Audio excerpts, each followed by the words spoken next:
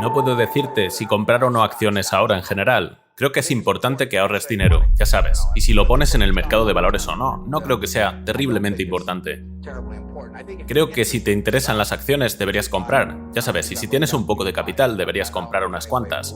Quiero decir, no creo que haya mejor manera de aprender sobre ellas que experimentándolo. Hacerlo en el papel no es lo mismo. Te puedo garantizar que si pierdes dinero en papel o pierdes dinero real, es una experiencia muy diferente. Y por eso creo que aprenderás más sobre ti mismo si lo haces de esa manera. Compré mi primera acción cuando tenía 11 años, en realidad estaba en Rose Hill en ese momento, y compré 3 acciones de Cities Service Preferred a 38 y bajó a 27, que es algo que todavía recuerdo, a pesar de que tenía 11 años en ese momento. Luego subió a 40 y las vendí, gané 5 pavos con mis 3 acciones después de comisiones, y luego subió a 200 y pico, así que ya sabes, probablemente lo recuerdo un poco mejor que si lo hubiera hecho en papel. Y jugué haciendo un montón de cosas entre los 11 y 19 años en el mercado de valores. Hice gráficos, hice todo tipo de análisis técnico, leí todos los libros que pude conseguir sobre el tema, y no me fue tan bien, no me fue terrible, pero realmente estaba dando tumbos. Pero eso significa que a la edad de 19 años, cuando leí el libro de Ben Graham, yo estaba en la Universidad de Nebraska en Lincoln. Fui y compré este libro llamado El Inversor Inteligente, acababa de salir y tuvo un enorme impacto en mí. Ahora, si yo no hubiera hecho nada en los 8 años anteriores, no estoy tan seguro de que ese libro habría tenido el mismo impacto en mí. Quiero decir, en ese momento yo estaba preparado para leer el libro de Ben Graham, que cambió mi vida financieramente de una manera increíble. Yo no estaría aquí hoy si no hubiera leído ese libro, pero parte de la vida consiste en prepararse para que, cuando ocurra algo importante, puedas comprender su significado y saber qué hacer con ello. Yo diría que esos primeros 8 años de tonterías, aunque no produjeron nada financieramente hablando, produjeron mucho en términos de preparar mi mente para cuando realmente leyera algo que tuviera sentido, de modo que estuviera preparado para aceptarlo.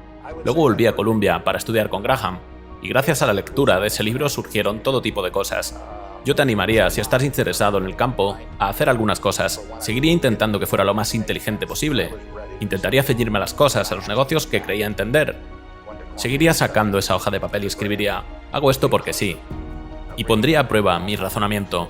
Luego volvería a leerlo un año más tarde y veía si lo que creía que iba a ser cierto resultaba serlo. Así que siempre me ponía a prueba. Creo que hay que autoevaluarse en todo. Los médicos hacen autopsias porque aprenden de ellas. En los negocios a la gente no le gusta hacer autopsias. Puedo estar en el consejo de administración de una empresa y pueden construir implantes o comprar empresas y nunca quieren 2 años después hacer una comprobación de cómo resultó esa decisión, porque puede ser desagradable. Pero se aprende de las autopsias.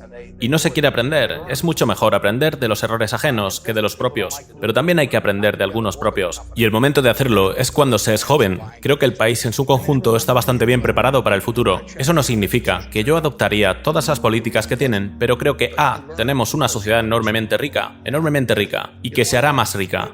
No todo el mundo va a participar en ella. Algunos no participarán por discapacidades físicas, otros por discapacidades mentales, otros por deficiencias en la educación que reciben cuando crecen, todo tipo de razones. Tenemos una sociedad lo bastante próspera como para poder ocuparnos de esas personas y deberíamos ocuparnos de ellas, y de cómo hacemos para que se sientan más útiles en la vida, y de cómo lo hacemos para seguir animando a la gente a ser más productiva por sí misma, y todo eso. No son preguntas fáciles, pero no por ello debemos dejar de sentir que debemos hacer algo al respecto. A veces planteo este problema a la gente. Digo, supongamos que faltan 24 horas para que nazcas. Todos ustedes pueden hacer esta prueba 24 horas antes de nacer y un genio viene a ti y dice, Joe, te ves muy prometedor para mí. Creo que tienes una especie de sentido del juego limpio y una buena mente, así que voy a darte una oportunidad extraordinaria. Voy a dejar que diseñes el mundo en el que vas a nacer en 24 horas. Es tuyo. Tú eliges las reglas políticas, tú eliges las reglas económicas, tú eliges las reglas sociales y tú diseñas el mundo. Y cuando nazcas en 24 horas, vas a nacer en ese mundo. Y ese es el mundo que va a existir durante toda tu vida, durante la vida de tus hijos, durante la vida de tus nietos y tú.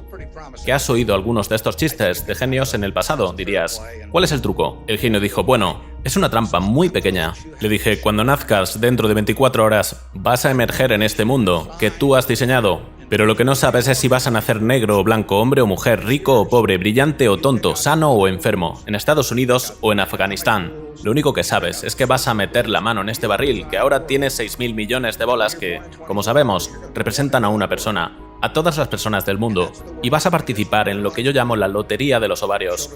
Vas a sacar una bola de ese barril y nunca vas a tener otra bola. Esa eres tú. Vas a sacar una bola y ahora vas a emerger. Ahora, ¿qué tipo de reglas quieres tener para esa sociedad sin saber qué bolas vas a conseguir? Esto es lo que yo creo que la gente debería pensar sobre la política social. Y si has nacido, si tienes la suerte de nacer en este país, ya te ha tocado la lotería. Pero en mi opinión deberíamos tener un sistema que anime a los Jack Welch y a los Bill Gates y a todos esos a trabajar mucho más allá del momento en el que tengan alguna importancia económica para ellos.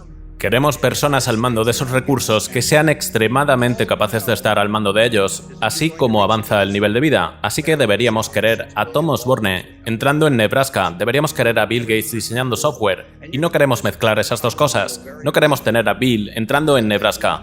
Así que quieres un sistema que dirija, que lleve a la gente a su potencial y les ponga en la posición en la que puedan hacer el mayor bien a la sociedad. Pero también quieres un sistema para quien se equivoque de pelota, es decir, a alguien le tocará la bola que dice ADIQ, a alguien le tocará la bola que dice esta enfermedad o aquella enfermedad en una etapa temprana de la vida, que le incapacita.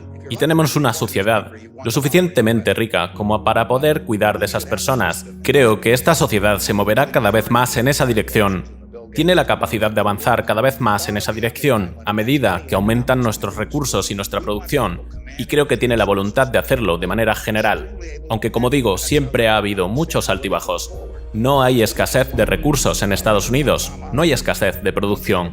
Hay que tener un sistema que anime a la gente a comportarse al límite de sus capacidades y la coloque en el lugar adecuado, pero también hay que asegurarse de que todo el mundo reciba atención. Invertir significa desembolsar dinero ahora para obtener más dinero más adelante. Y si te sientes más seguro porque sabes más del juego en el sector inmobiliario que en el bursátil, te aconsejo que te ciñas más a tu círculo de competencias en el sector inmobiliario que en el bursátil. Es decir, deberías entrar en el juego que mejor conoces. Pero todo se reduce a predecir el flujo de ingresos del activo y compararlo con el precio actual.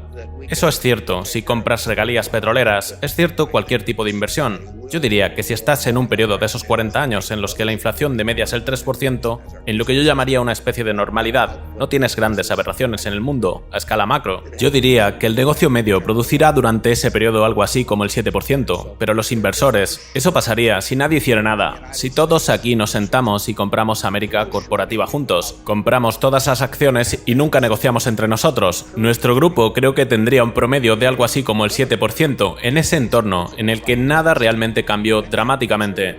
Ahora bien, como a los inversores estadounidenses se les ha enseñado a pensar que tienen que moverse todo el tiempo y que tú tienes que venderle a la persona que tienes al lado y ellos tienen que venderle a otra, los inversores incurren en lo que yo llamo costes de fricción. Se incurren ellos cuando se compra un fondo de inversión, quizás haya una comisión de gestión y una carga y una comisión 12B1.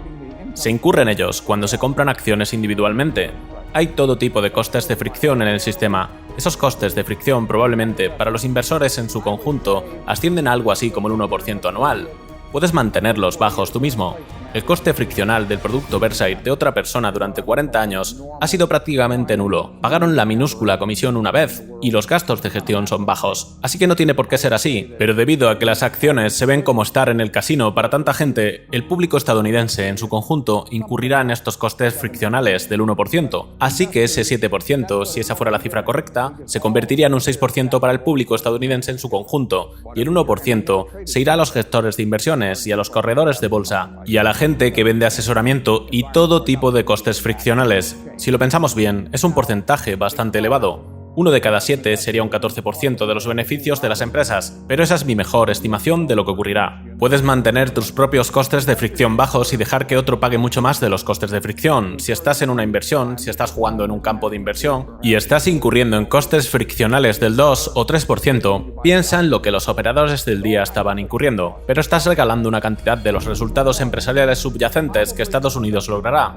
General Motors o Exxon, American Telephone, cuánto ganan no tiene nada que ver con cuánto incurren todos sus accionistas y siguen cambiando de silla todo el tiempo. Cada vez que cambias de silla con alguien en esta sala, que es nuestra, ambos pagáis algo. Si te quedas sentado, las empresas ganarán el dinero que ganen y todo eso te pertenecerá, pero si te mueves mucho, pertenecerá a la gente que te aconseja que te muevas o te lleva de una silla a otra. Durante un largo periodo de tiempo, los mercados se comportarán más o menos como siempre. La mayor parte del tiempo valoran las empresas en un rango razonable y se volverán locos periódicamente al alza y a la baja. En 1974 se volvieron totalmente locos a la baja. Quiero decir, no te puedes creer lo baratas que estuvieron las grandes empresas en un periodo como el del 74. Las empresas estaban bien, The Washington Post Company se vendió en el mercado, toda la empresa, por $80 millones. Poseía el periódico Washington Post, poseía Newsweek, poseía 4 grandes cadenas de televisión, incluyendo una en Washington y otra en Miami, otra en Jacksonville, otra en Hartford. Tenía la mitad de participaciones en Bow-Water Mercy Paper, 800.000 acres de tierras madereras. Tenía un tercer interés en el internacional Herald Tribune. No debía nada de dinero, $80 millones es una broma. En aquel momento podrías haber anunciado que ibas a celebrar una subasta de sus propiedades en medio del océano Atlántico a las 2 de la mañana y habrías tenido gente que habría pagado al menos $500 millones por esas mismas propiedades. Ahora imagina comprar propiedades por valor de $500 millones, buenos negocios, por $80 millones. En este mundo, todas estas personas tienen altos coeficientes intelectuales alrededor, estudiando finanzas en las principales escuelas de negocios, todo tipo de cosas. Una quinta o sexta parte de lo que vale el negocio. La familia Graham era obviamente honesta y talentosa, estaban en buenos negocios. Bueno, esa empresa hoy sería, no han descubierto petróleo, tienen más o menos los mismos negocios, que ahora se vende por $7.000 millones o algo así, pero no han descubierto nada. Era un negocio de $500 millones que se convirtió en un negocio de $7.000 millones en un periodo de 30 años con una buena gestión, propiedades decentes y todo eso. Y podrías haberlo comprado por $80 millones. Tenemos en Berkshire algunas acciones del Washington Post por las que pagamos 10 millones, menos de $10 millones, y ahora valen 1.200 millones o algo así, y no tenía nada de esotérico en absoluto. Es solo que la gente se vuelve loca, y si me preguntas sobre los mercados financieros del futuro, lo predeciré con absoluta confianza, solo que no sé cuándo y no sé en qué orden. No sé si la gente se volverá codiciosa antes que miedosa o viceversa, pero en los próximos 30 o 40 años se verán aberraciones increíbles y hay que ser capaz de pensar con independencia en ese momento. El mercado estadounidense tiene 13 o 14 billones de acciones, es probablemente cerca de la mitad del mercado mundial. Realmente no necesitas al resto del mundo para verlo. Cuando posees Coca-Cola, más de 2/3 de tus ingresos proceden de fuera de los Estados Unidos, lo mismo que con Gillette y todo eso. Si quieres ampliar tu universo, no hay nada de malo en ello, pero a Estados Unidos le irá bien en los próximos 30 o 40 años.